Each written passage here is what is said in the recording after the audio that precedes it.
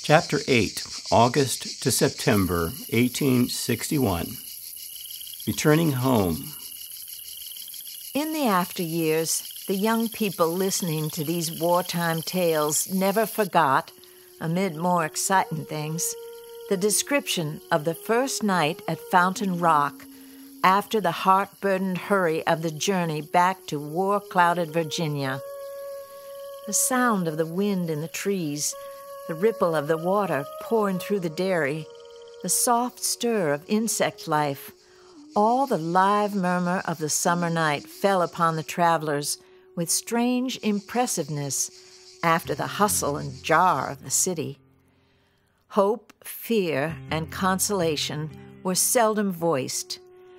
The Fountain Rock family could not bear to stay longer in Baltimore, and as soon as a pass could be obtained from the provost marshal of the city, General Lew Wallace, Mrs. Boteler and her two daughters, Helen and Charlotte, returned to Fountain Rock. There they found Mr. Boteler and his wounded son. How changed the boy was!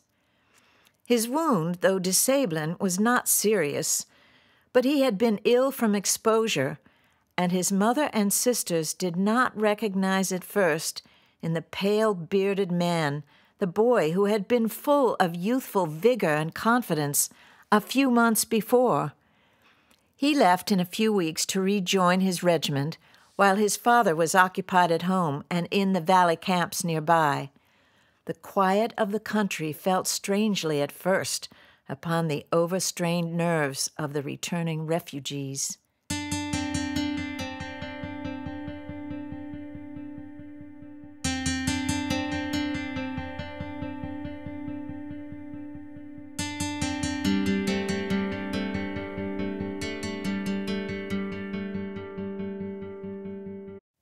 That August, on information from Shepherdstown blacksmith and unionist Joe Welshans, Federal troops of the 13th Massachusetts Infantry, under Colonel Leonard, encamped on the Maryland side of the Potomac from Shepherdstown, came to Fountain Rock in the middle of the night to arrest Boteler, then a Confederate congressman.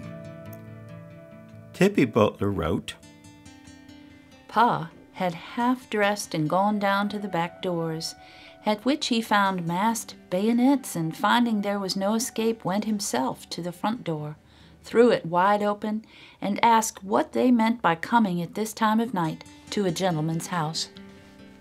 Boteler was held for a day and then released, a decision criticized later by a higher-up. After he was freed, Tippie said, "You are a very dangerous man." And Pa said, "Yes, last night, unarmed, barefoot, and half-dressed." Reason Davis, Lizzie Shepherd, and their 3 children have company.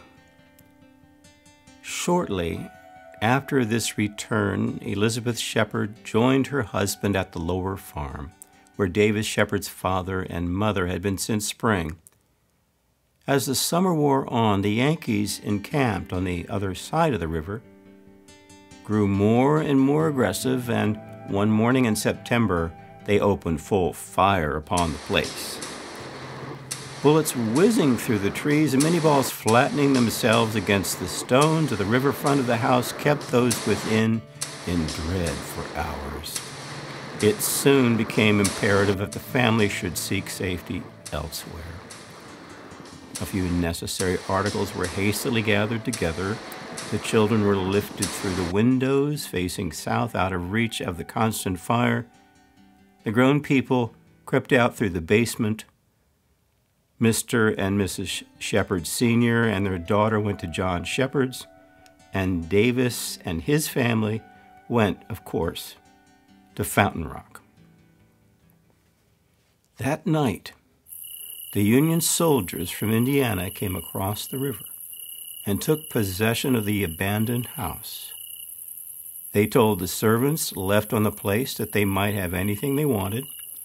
The Negroes afterwards described with graphic detail the revels of the occupying soldiers, who amused themselves by placing wine glasses on their boot toes and kicking them up against the ceiling and smashing other fragile articles found in the china closet and on the mantels. The soldiers were afraid to eat any of the provisions for fear of poison, they said, but they were quite as willing to appropriate for destruction as for us, and soon put the place in sorry condition. All the preserves and pickles in the pantry were emptied in an unpleasing puddle in the front yard. The doors were split from top to bottom by saber strokes, and many things of value were carried away for souvenirs. The servants were delighted to exercise their wits in recovering from Mrs. Shepherd some of the things taken by the soldiers, and told with glee how they had stolen them back for the mistress.